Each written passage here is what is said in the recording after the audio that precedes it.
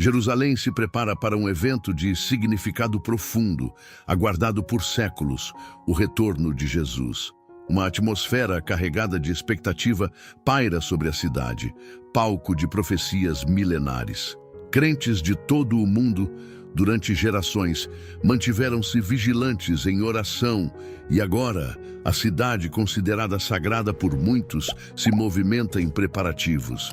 Mas afinal, para que se prepara Jerusalém? Para o momento em que, segundo a crença, os pés de Jesus tocarão o Monte das Oliveiras, provocando sua divisão. A escolha deste local específico levanta questões intrigantes. Prepare-se para explorar os eventos proféticos em Jerusalém que podem mudar o curso da humanidade. Ao ler este texto, reflita sobre as implicações históricas e espirituais desses eventos e compartilhe suas perspectivas nos comentários abaixo ou em suas redes sociais. Convidamos você a se juntar a essa discussão significativa. Que forças ocultas estariam orquestrando este evento? Estaríamos mais perto do que nunca deste momento crucial. E se este fosse apenas o prelúdio de um acontecimento ainda maior, uma peça inicial de uma profecia de dimensões cósmicas? Em Jerusalém, sinais inequívocos indicam o desenrolar desta profecia. A cidade, mais do que um simples ponto geográfico, é o coração pulsante das profecias bíblicas. No entanto, as profecias raramente se revelam de forma simples e direta. Jerusalém guardaria um segredo que ninguém está preparado para enfrentar. Em 70 depois de Cristo, o segundo templo foi destruído, cumprindo uma profecia de Jesus. Em 1948, após quase 2000 anos de dispersão, Israel ressurgiu como nação. Em 1967, durante a Guerra dos 6 Dias, Israel reassumiu o controle de Jerusalém. Cada um desses eventos representa um marco profético e agora um novo capítulo se inicia. Mas este novo capítulo trará redenção ou destruição. Poderia ser o prenúncio de algo aterrador? Jerusalém se prepara para a construção do terceiro templo, uma profecia que aguarda cumprimento. Mas um aspecto crucial, frequentemente negligenciado, é que no instante em que este templo for erguido, uma sequência inexorável de eventos será desencadeada, transformando o mundo para sempre. Cada profecia que antecede o retorno de Jesus se desenrolará em uma velocidade implacável. Por milênios, o povo judeu alimentou um anseio profundo, a reconstrução de seu templo sagrado em Jerusalém. Atualmente, este sonho parece estar mais próximo do que nunca de se concretizar. Mas será que estamos realmente preparados para as consequências? Este evento não será apenas um sinal, mas um ponto de inflexão para a humanidade. Qual será o preço a ser pago? Que sacrifícios serão necessários para tornar esta visão uma realidade? Antes de celebrar o aparente cumprimento das profecias, é crucial considerar os eventos subsequentes. A história demonstra que momentos grandiosos de cumprimento profético frequentemente vêm acompanhados de grande destruição. O primeiro templo, construído pelo rei Salomão, foi destruído pelos babilônios em 586 a.C. O segundo templo, reconstruído, foi destruído pelos romanos em 70 depois de Cristo. Por que Deus permitiu que o templo permanecesse em ruínas por mais de 2 milênios? Seria este atraso intencional uma forma de reter algo ainda mais poderoso até o momento oportuno? Desde então, o povo judeu tem esperado, orado e nutrido a esperança de ver o terceiro templo erguido. Mas será que suas preces os conduzirão a um destino inesperado, a uma profecia para a qual não estão preparados? A profecia adverte sobre um ser que se oporá e se exaltará acima de tudo que é considerado Deus, estabelecendo-se no templo de Deus e proclamando-se como o próprio Deus. Este trecho revela que um templo precisa estar erguido antes que o anticristo possa assumir o controle. Portanto, para que os últimos dias se desenrolem, o terceiro templo precisa ser reconstruído. E hoje, testemunhamos os preparativos em andamento. Os preparativos estão em andamento, mas quem está financiando essas preparações e por que agora? Dentro de Jerusalém, uma organização denominada Instituto do Templo tem dedicado décadas à preparação para o retorno do templo. Eles já recriaram a sagrada menorá dourada, prepararam vestimentas sacerdotais para o serviço no templo, restauraram as trombetas de prata e o altar de incenso e até mesmo treinaram sacerdotes para realizar sacrifícios bíblicos. Eles acreditam que o templo está próximo e estão se preparando diligentemente. Para que o templo funcione conforme as Escrituras, a Bíblia relata que ele deve ser purificado com as cinzas de uma novilha vermelha perfeita.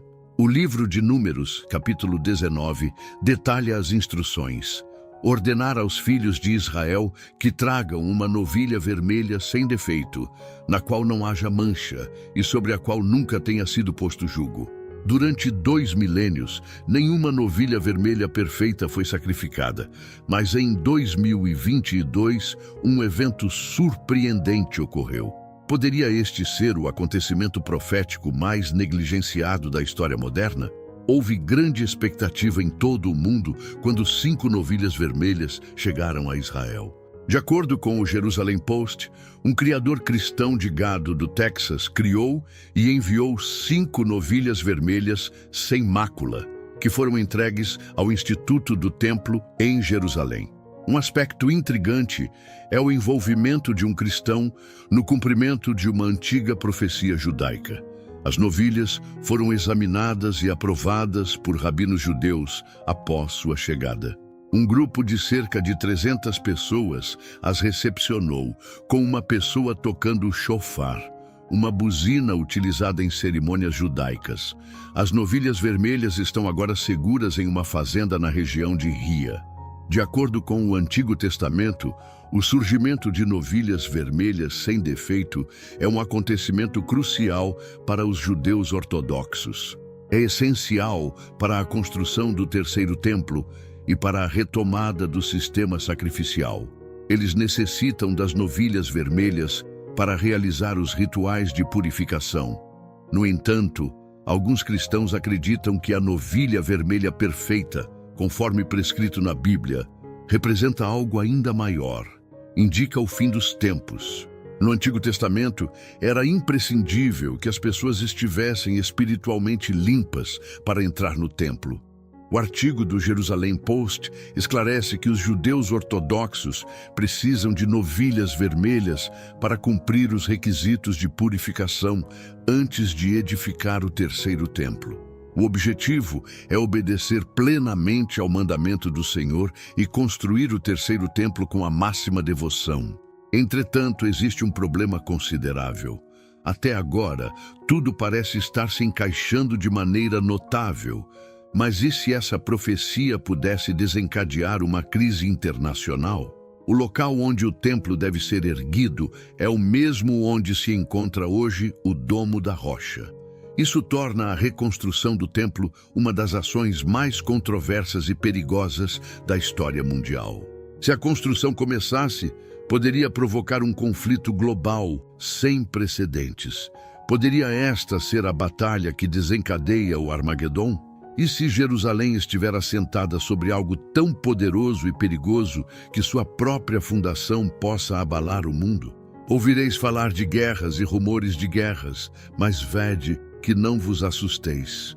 É necessário que tais coisas aconteçam, mas o fim ainda está por vir. Poderia ser isso o que Jesus advertiu? Os riscos estão aumentando. A profecia está se alinhando, mas agora estamos entrando na fase mais perigosa. Guerras, enganos e a ascensão de uma figura para a qual o mundo não está preparado. Estaríamos à beira de um evento profético? Muitos acreditam que o templo não apenas será reconstruído, mas que o próprio Anticristo entrará nele e se declarará Deus. Este momento está se aproximando. A profecia de Daniel, capítulo 9 e versículo 27, menciona a abominação desoladora, indicando que no meio de um período de 7 anos, sacrifícios e ofertas cessarão. Uma abominação que causa desolação será instalada em uma ala do templo. Isso sugere que, embora o templo seja um sinal de glória para muitos, também preparará o cenário para o engano mais profundo da história humana. Atualmente, líderes religiosos, políticos e nações inteiras acompanham de perto os preparativos para o terceiro templo. A chegada das novilhas vermelhas intensificou a expectativa global. Diante desse cenário, a pergunta que se impõe é: se o terceiro templo está prestes a ser construído, quais outros eventos proféticos estão prestes a acontecer? Mais crucialmente, estamos preparados para o que está por vir?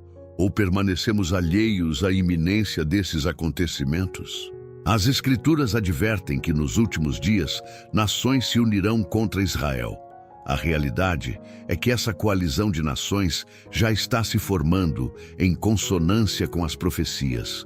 As tensões crescentes entre Israel e diversas nações não são coincidência, mas o cumprimento de previsões bíblicas.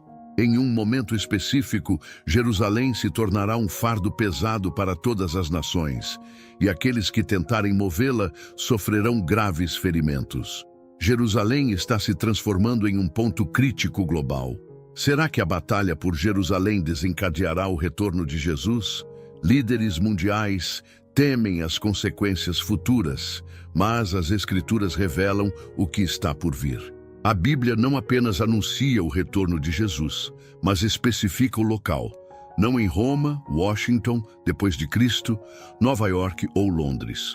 O Rei dos Reis retornará ao Monte das Oliveiras, a leste de Jerusalém. O Monte das Oliveiras se dividirá ao meio, de leste a oeste, formando um grande vale. Quando Jesus retornar, esse será o local de seu pouso. O Monte das Oliveiras não é apenas uma colina qualquer, mas um local de importância singular na Bíblia. Foi ali que Jesus chorou pela destruição futura de Jerusalém. Proferiu sua profecia sobre o fim dos tempos. Orou em agonia antes de sua crucificação e ascendeu aos céus. E segundo as Escrituras, é ali que ele retornará. Há um aspecto ainda mais surpreendente. Cientistas confirmaram que o Monte das Oliveiras está situado sobre uma grande falha geológica. Isso significa que um terremoto de grande magnitude pode dividi-lo a qualquer momento, cumprindo a profecia de Zacarias. Coincidência ou cumprimento profético? Nesse ponto, ciência e profecia se encontram de forma inesperada. Não se trata de teoria da conspiração, mas de ciência em harmonia com a profecia. Estamos nos aproximando do momento crucial? Jerusalém, atualmente, é um caldeirão de turistas, fiéis e tensões políticas.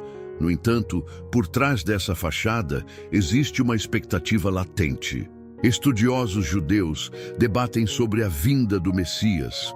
Cristãos aguardam o retorno de Jesus e muçulmanos acreditam que sua versão do fim dos tempos se desenrolará ali. 3 crenças, uma cidade, uma profecia que transformará tudo. Líderes mundiais estão obcecados por Jerusalém porque, no fundo, todos sabem que um evento significativo está prestes a acontecer. A questão é: quando? Imaginemos o dia em que os mesmos pés que caminharam por ali há 2000 anos tocarão o solo novamente. O mesmo Jesus que foi ridicularizado, espancado e crucificado retornará como Rei dos Reis. Desta vez, ele não virá para morrer, mas para reinar. Apocalipse capítulo 19, versículo 1, revela a visão de um céu aberto com um cavalo branco cujo cavaleiro é chamado Fiel e Verdadeiro. Essa passagem não é apenas uma alegoria, mas uma realidade iminente para a qual o mundo não está preparado. Na volta de Jesus, nenhuma barreira, exército ou governo poderá detê-lo. A Bíblia se distingue como um livro de história singular, abrangendo desde a criação da terra até o seu fim. Essa amplitude é única, pois testemunhas oculares do princípio não existiam para registrar os eventos iniciais de forma definitiva. Nós, no entanto, detemos o conhecimento de como tudo terminará, uma perspectiva exclusiva. O Senhor não compartilhou o futuro com seus seguidores por mera curiosidade, mas para prepará-los, para que não fossem pegos de surpresa ou interpretassem erroneamente os acontecimentos vindouros. Devemos ser gratos pela franqueza de Jesus ao revelar o futuro. Questionam se estamos vivendo os últimos tempos, mas a Bíblia se refere aos últimos dias, um período que se estende por 2000 anos, desde o Pentecostes, quando a primeira profecia dos últimos dias se cumpriu. Cada geração cristã deve se manter pronta para o retorno do Senhor. A Bíblia é repleta de predições, contendo 735 previsões sobre o futuro. Um quarto dos capítulos bíblicos, do início ao fim, contém alguma forma de predição, tornando-o fundamentalmente um texto profético, embora alguns livros se concentrem mais em previsões do que outros. Notavelmente, 596 dessas 735 previsões já se concretizaram, cumprindo-se literalmente conforme as Escrituras. Isso representa uma taxa de precisão de 81% para as profecias bíblicas, algumas das quais foram feitas séculos antes de sua realização. Com um histórico tão impressionante, a crença de que os 19% restantes também se cumprirão é plenamente justificável. A Bíblia provou ser 100% correta em todas as previsões que poderiam ter sido cumpridas até agora.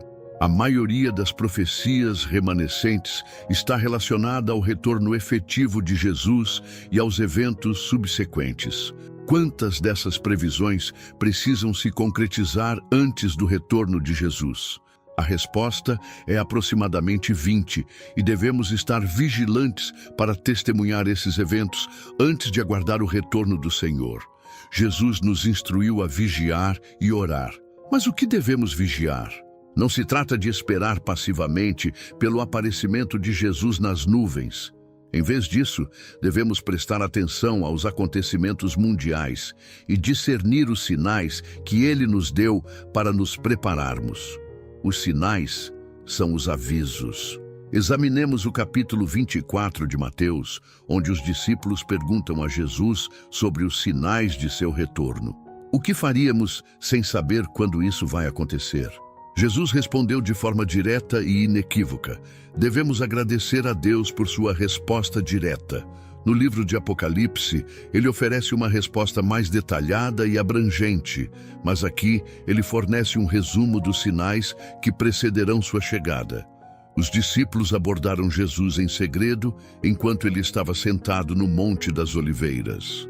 A importância de entender esses sinais reside em nossa capacidade de nos prepararmos adequadamente para o retorno de Jesus. A negligência em reconhecer e interpretar esses sinais pode nos deixar despreparados e vulneráveis às tribulações que precederão o seu advento. Ao estudar diligentemente as Escrituras e observar os acontecimentos mundiais à luz da profecia bíblica, podemos discernir o tempo de sua vinda e nos preparar espiritualmente. A chamada para vigiar não é um convite à passividade, mas sim um chamado à ação. Devemos permanecer vigilantes em nossa fé, perseverar na oração e buscar a retidão em todos os nossos caminhos. Devemos também compartilhar as boas novas do Evangelho com aqueles que ainda não o conhecem, para que também possam se preparar para o dia em que ele retornar. A promessa do retorno de Jesus é uma fonte de grande conforto e esperança para os crentes. Em um mundo cheio de sofrimento e incerteza, podemos nos alegrar na certeza de que ele voltará para estabelecer o seu reino eterno. Que possamos estar entre aqueles que estão aguardando ansiosamente o seu aparecimento, para que possamos nos alegrar com ele para sempre. Mais tarde, assentado no Monte das Oliveiras, Jesus recebeu uma pergunta reservada de seus discípulos. Diga-nos, Quando tudo isso acontecerá? Que sinal anunciará sua volta e o fim dos tempos? Jesus respondeu, advertindo-os para que não se deixassem enganar, pois muitos viriam em seu nome, proclamando ser o Messias, e enganariam uma multidão. Vocês ouvirão falar de guerras e rumores de conflitos, mas não se alarmem. É necessário que essas coisas aconteçam, mas o fim não virá imediatamente. Uma nação lutará contra outra e um reino contra outro. Haverá fomes e terremotos em diversos lugares. No entanto, tudo isso será apenas o princípio das dores, o prenúncio de tempos ainda mais difíceis. Ele continuou, alertando-os sobre a perseguição que enfrentariam. Vocês serão presos, perseguidos e mortos. Serão odiados por todas as nações por causa do meu nome. Muitos se desviarão da fé, trairão uns aos outros e se odiarão mutuamente. Surgirão muitos falsos profetas que enganarão um grande número de pessoas. A maldade se espalhará por toda parte e o amor de muitos esfriará. Contudo, aquele que perseverar até o fim será salvo. Jesus enfatizou a importância da pregação do Evangelho. E este Evangelho do Reino será pregado em todo o mundo, como testemunho a todas as nações. E então virá o fim. Ele então falou sobre um evento futuro e aterrador. Está chegando o dia em que vocês verão, conforme anunciado pelo profeta Daniel, o objeto de sacrilégio que causa a desolação no lugar santo. Que o leitor entenda. Jesus advertiu aqueles que estivessem na Judéia naquela época. Então, os que estiverem na Judéia, fujam para os montes. Quem estiver no terraço, não desça para pegar seus pertences em casa. E quem estiver no campo, não volte para buscar sua capa. Que terrível será para as grávidas e para as que estiverem amamentando naqueles dias. Orem para que a fuga de vocês não aconteça no inverno nem no sábado, porque haverá uma tribulação tão grande como nunca houve desde o princípio do mundo, e jamais haverá outra igual. Se aqueles dias não fossem abreviados, ninguém sobreviveria, mas por causa dos eleitos, eles serão abreviados. Novamente, Jesus alertou sobre o engano. Se alguém lhes disser, vejam, o Messias está aqui, ou ali está ele, não acreditem, pois surgirão falsos messias e falsos profetas que realizarão grandes sinais e maravilhas para, se possível, enganar até mesmo os eleitos. Vejam, eu os avisei de tudo com antecedência. Ele enfatizou a natureza inconfundível de sua volta. Portanto, se lhes disserem, ele está no deserto, não saiam, ou ele está escondido ali, não acreditem. Pois assim como o relâmpago parte do Oriente e ilumina até o Ocidente, assim será a vinda do Filho do Homem. Onde houver um cadáver, aí se ajuntarão os abutres. Assim também, esses sinais indicarão que o fim está próximo. Jesus descreveu os eventos cósmicos que precederão seu retorno.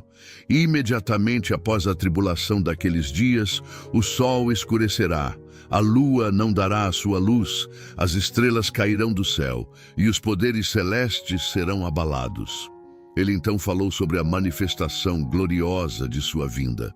Então aparecerá no céu o sinal do Filho do Homem, e todas as nações da terra se lamentarão e verão o Filho do Homem vindo sobre as nuvens do céu com poder e grande glória. E ele enviará os seus anjos com um poderoso toque de trombeta, e eles reunirão os seus escolhidos dos quatro ventos, de uma à outra extremidade dos céus. Em suas palavras, o Messias profetizou um momento de congregação, reunindo seus seguidores dos pontos mais distantes do globo, unindo confins da terra e do céu. Ele nos convida a observar a figueira. Quando seus galhos se tornam tenros e as folhas brotam, sabemos que o verão se aproxima. Da mesma forma, ao testemunharmos certos eventos, podemos discernir a proximidade de seu retorno iminente à porta. Ele assegura que a geração contemporânea não desaparecerá antes que todos esses acontecimentos se concretizem. Céus e terra podem se desfazer, mas suas palavras permanecerão inabaláveis. Contudo, o dia e a hora exatos permanecem um mistério, desconhecidos até mesmo pelos anjos celestiais ou pelo Filho. Somente o Pai detém esse conhecimento. Nessa passagem, são revelados 4 sinais distintos de sua vinda. Um desses sinais já se manifesta, enquanto os outros 3 aguardam sua hora. Essa constatação nos leva a crer que estamos nos albores dos tempos derradeiros. Mas afinal, quais são esses 4 sinais que ele nos legou? O primeiro sinal reside, inequivocamente, em catástrofes globais. Ele cita exemplos como guerras, fomes e terremotos, eventos que inegavelmente ocorrem, mas que também têm marcado a história da humanidade por mais de 2 milênios. A intensidade desses eventos, contudo, parece estar em ascensão, o que nos indica que estamos, sem dúvida, sob a égide desse primeiro sinal. Guerras, rumores de guerras, terremotos e fomes se alastram. Jesus nos adverte repetidamente a não sermos enganados. À medida que nos aproximamos do fim, o perigo da decepção se intensifica, tanto dentro quanto fora da comunidade religiosa. Ele alerta sobre a emergência de falsos messias, indivíduos que se aproveitarão do caos gerado por desastres naturais para se apresentarem como salvadores. A história registra exemplos de pessoas que se autoproclamaram salvadores, conduzindo multidões a locais desérticos, culminando em tragédias. Inúmeros falsos salvadores reivindicam ser o libertador prometido de todos os nossos problemas. Quanto maior a turbulência, maior o número de falsos libertadores. No entanto, Jesus nos aconselha a não nos alarmarmos ou preocuparmos diante de novas guerras, tragédias ou fomes. Ele nos revela algo surpreendente. Esses eventos dolorosos não são prenúncios de morte, mas sim dores de parto. Assim, ao lermos sobre desastres na mídia, devemos reconhecê-los como sinais de que algo novo está prestes a nascer. Essa compreensão deve transformar nossa perspectiva. Cientes do destino do mundo, não devemos nos alarmar ou desanimar, nem nos deixar consumir pela apreensão que dominará o mundo. Os desastres globais são as dores do parto de um novo mundo que está para surgir. Portanto, nossa postura difere. Nutrimos compaixão por aqueles que sofrem com as catástrofes, expressando-a através da ajuda. Contudo, em nossos corações não há alarme, mas esperança. Aguardamos o nascimento de um novo mundo e, por isso, não nos deixamos abater ou deprimir pelos problemas do mundo. Em suma, o conselho de Jesus é para não entrarmos em pânico, não nos perturbarmos, mas sim nos alegrarmos e reconhecermos esses eventos como sinais de que algo novo está acontecendo. O segundo sinal de sua vinda não se manifesta no mundo, mas na comunidade religiosa. Os desastres globais são o primeiro sinal. A transformação na comunidade religiosa e não no mundo é o segundo. O primeiro alerta são os desastres ao redor do mundo. O segundo são as mudanças na igreja. Ao abordar os sinais precursores do fim dos tempos, o primeiro sinal é trifacetado, manifestando-se em guerras, terremotos e períodos de escassez alimentar. O segundo sinal, por sua vez, também se divide em 3 componentes, todos intrinsecamente ligados à experiência da igreja. Inicialmente, surge a perseguição, um sentimento de aversão direcionado aos seguidores em todas as nações. Em segundo lugar, observa-se uma notável diminuição no tamanho da comunidade de fé. O amor da maioria se esfriará sob o peso das dificuldades. Sob o fardo da perseguição generalizada, muitos indivíduos nominalmente cristãos, se não todos os verdadeiros crentes, abandonarão a fé, permitindo que o afeto se deteriore. Este é um sinal alarmante. O terceiro componente deste sinal revela que o Evangelho será proclamado a todos os grupos étnicos. Uma igreja purificada e menor exercerá uma influência ainda maior sobre o planeta. uma implicação direta do ensinamento de Jesus. É importante notar que nesse cenário, os falsos profetas podem se tornar fontes de engano. Identificamos os ensinamentos de falsos profetas quando estes promovem uma falsa sensação de bem-estar. Em vez de desafiar, suas mensagens oferecem conforto. Eles proclamam que tudo está bem, que não há motivo para preocupação e que a igreja está em boas mãos. Essa é uma previsão enganosa e pode ser a causa do êxodo de muitos da comunidade de fé naquele período. A orientação de Jesus é clara: perseverar e não sucumbir à influência desses falsos profetas. Aquele que perseverar até o fim será salvo. Quando esse sinal se manifestar, quando todos os aspectos da igreja forem desprezados pelo mundo, Jesus aconselha todos os cristãos a manterem-se firmes na fé. Essa aversão ocorre porque os cristãos são vistos como inadequados sociais, gerando ódio. Este mundo não é o nosso lar. Nossa cidadania reside nos reinos celestiais. Nossa singularidade é a raiz desse ódio. Assim como Jesus se destacou, atraindo ódio sobre si, conforme relatado em João, capítulo 15, versículo 19. Se fosseis do mundo, o mundo amaria o que era seu. Mas, porque não sois do mundo, antes eu vos escolhi do mundo, por isso o mundo vos odeia. Ser desprezado não é uma experiência agradável. Isso nos leva ao terceiro sinal dos tempos finais, a aflição de Jerusalém, que será geograficamente limitada. Nesta passagem, Jesus faz referência às profecias de Daniel, onde surge a figura da abominação da desolação. Jesus declara que o quarto sinal de sua vinda ocorrerá imediatamente após esse evento. Assim, saberemos quando ele está prestes a retornar e estaremos preparados. Quando esse sinal se manifestar, não haverá espaço para falsos profetas ou falsos messias, nem haverá engano. Tudo acontecerá rapidamente. A luz natural será completamente extinta. O sol se obscurecerá e as estrelas cairão.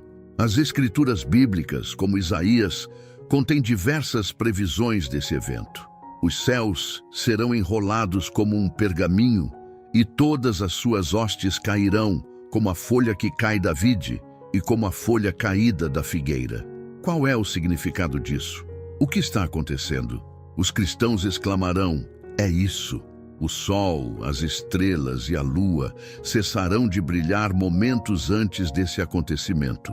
Deus extinguirá as luzes do céu para preparar o caminho para um clarão de luz ainda maior. A vinda gloriosa será precedida por um relâmpago que anunciará seu retorno. Ele surgirá nas nuvens, retornando ao planeta Terra, e nós o encontraremos. Este encontro não ocorrerá em um estádio terrestre, pois não existe um local suficientemente vasto para acomodar a multidão imensa. Ele será recebido nos céus, um espetáculo extraordinário. Ao presenciarmos esses sinais, saberemos que sua chegada está iminente. Ele assemelha seu retorno aos dias de Noé. Naquela época, antes do dilúvio, as pessoas se entregavam a banquetes, festas e celebrações matrimoniais, até o momento em que Noé entrou na arca. A população não percebeu o que estava por vir, até que a inundação os surpreendeu e varreu a todos. Assim será quando o Filho do Homem retornar. 2 homens estarão trabalhando no campo. Um será levado e o outro deixado. 2 mulheres estarão moendo trigo. Uma será acolhida e a outra abandonada. Portanto, mantenham-se vigilantes, pois não sabem o dia em que seu senhor virá. Compreendam isto. Se um proprietário soubesse o horário exato em que um ladrão planeja invadir, ele permaneceria em alerta e impediria o arrombamento. Da mesma forma, estejam sempre preparados, pois o Filho do Homem chegará quando menos esperarem. Um servo fiel e sensato é aquele a quem o Senhor pode confiar a responsabilidade de administrar seus outros servos, alimentando-os e cuidando deles. Se o Senhor retornar e encontrar o servo cumprindo suas obrigações de maneira diligente, ele será recompensado. Em verdade, afirmo que o Senhor o colocará no comando de todos os seus bens. Porém, imagine se o servo for perverso e pensar: meu senhor demorará a voltar. Ele começará a maltratar os outros servos, entregando-se a festas e embriaguez. O senhor retornará inesperadamente em um momento imprevisível.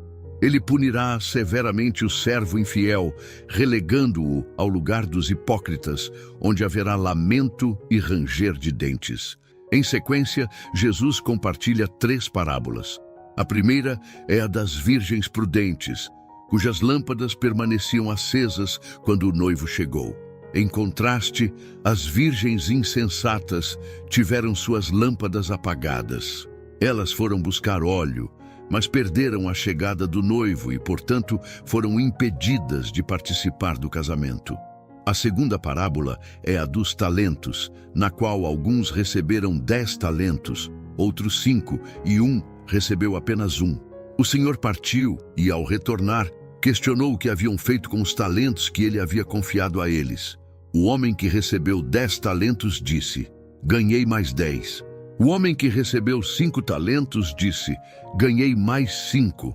Já o homem que recebeu 1 talento confessou: não fiz nada com ele, enterrei-o, pois sei que és um homem severo, que colhe onde não semeou e exige pagamento de mim. Que declaração terrível! Observemos o que Jesus disse e o que o Senhor lhe respondeu.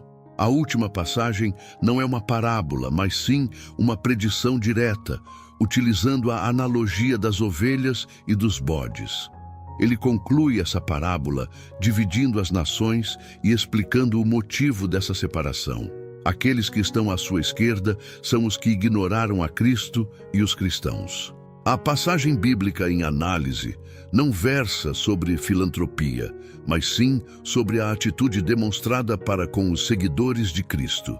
A chave para a compreensão reside no significado da palavra irmãos. Nas palavras de Jesus, irmãos refere-se àqueles que o seguem. Ele assevera que o que se faz ou se deixa de fazer aos cristãos é, na verdade, feito ou deixado de fazer a ele próprio. A postura para com os cristãos revela a atitude para com Cristo, e é com base nessa atitude que a separação será feita. É crucial recordar que ninguém detém o conhecimento da data do retorno de Cristo, nem mesmo Jesus, os anjos ou qualquer ser humano. Devemos cultivar uma ignorância saudável quanto a esse dia.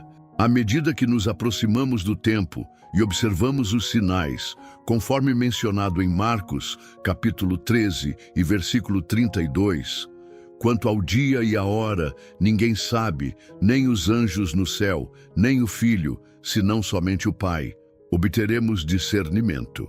Um elemento comum permeia as 3 parábolas mencionadas: a do administrador da casa, a das virgens e a dos talentos.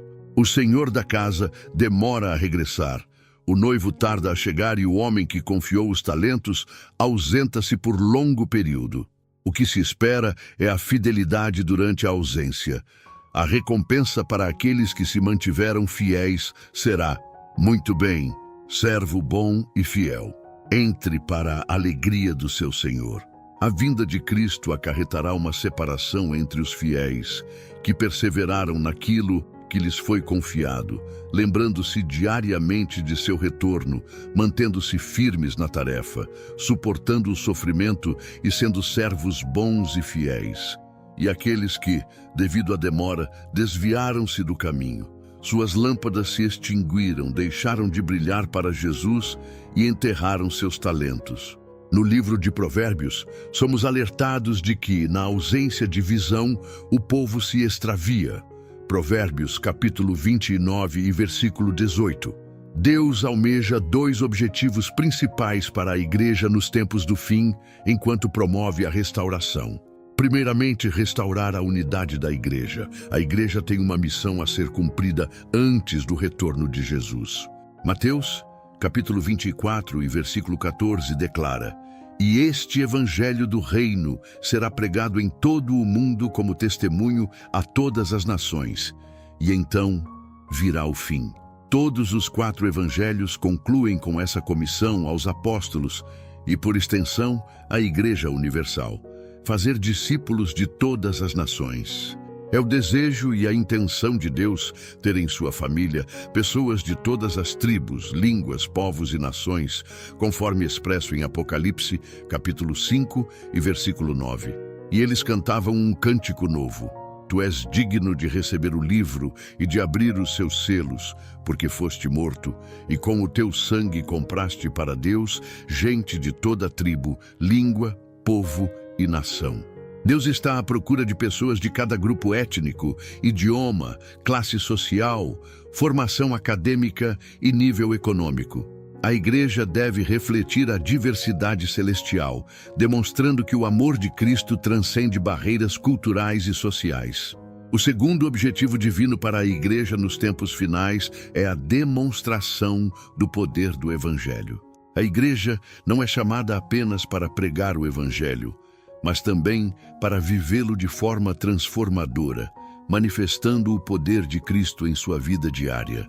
A cura de enfermos, a libertação de cativos espirituais e a transformação de vidas são evidências do poder do Evangelho em ação. Ao seguir a Jesus Cristo, a igreja deve cumprir a sua missão na terra e se preparar para o retorno do Senhor, vivendo em santidade, unidade e demonstrando o poder transformador do Evangelho, para que todas as nações possam conhecer a salvação em Cristo Jesus e o seu reino seja estabelecido em toda a terra. Após essa visão, observei uma vasta multidão, incontável e proveniente de cada nação, tribo, povo e idioma, posicionada diante do trono e do Cordeiro. Vestiam vestes brancas e empunhavam ramos de palmeira. A revelação divina, expressa em Apocalipse, descreve como Cristo, ao ser imolado, redimiu para Deus pessoas de todas as etnias, línguas e nações, abrindo caminho para a salvação universal. Apenas através da nossa obediência ao chamado de Jesus, o mundo poderá reconhecer plenamente a existência de um Rei dos Reis e Senhor dos Senhores, cujo nome é Jesus, detentor de toda a autoridade. Somos responsáveis por demonstrar essa verdade ao mundo. Ao obedecermos às ordens de Jesus e propagarmos sua mensagem, Ele a confirmará com os sinais espirituais prometidos, atestando sua própria autoridade na palavra que nos confiou. Há, no entanto, obstáculos a serem superados. Em diversas regiões, a evangelização enfrenta grandes dificuldades, seja pela oposição de governos ou pela recusa em permitir a pregação do Evangelho. Inúmeras portas se fecham, mas Jesus nos assegura que ao seguirmos seus passos, Ele, em sua autoridade, abrirá caminhos onde não existem. Ele tornará possível a nossa jornada desde que estejamos dispostos a segui-lo. A segurança e o progresso da igreja dependem de uma ousada e otimista evangelização. Isso implica não ceder ao medo, não se concentrar exclusivamente na sobrevivência e não se refugiar em esconderijos. Uma ação evangelizadora corajosa e edificante em obediência ao Senhor é o caminho para a proteção e o sucesso. Quando contemplamos a seara sob a perspectiva de Deus, percebemos que a iniciativa nos assuntos mundiais pertence à igreja. Frequentemente, o povo de Deus parece ignorar que o protagonismo não reside em políticos, cientistas ou líderes militares, mas sim no povo de Deus, a igreja. Deus jamais permitirá que essa iniciativa passe para outras mãos enquanto a igreja estiver aqui como representante de seu Filho, Jesus Cristo. Outra missão crucial é a promoção da unidade dentro da igreja. Devemos cultivar um relacionamento adequado com os ministérios e as autoridades estabelecidas por Jesus em sua igreja. Isso nos conduzirá a um relacionamento correto com nossos irmãos na fé. Assim, poderemos expressar a verdade em amor e, ao fazê-lo, sob disciplina e autoridade, deixaremos de ser espiritualmente imaturos. À medida que nos aproximamos de tempos potencialmente transformadores, é crucial permanecer informado e preparado. Inscreva-se em nosso canal para mais análises profundas sobre profecias e eventos mundiais E não deixe de ativar as notificações para nunca perder uma atualização. Participe da nossa comunidade para explorar como essas revelações podem impactar nosso futuro coletivo. Cresceremos em graça e conhecimento, abandonando a infantilidade espiritual.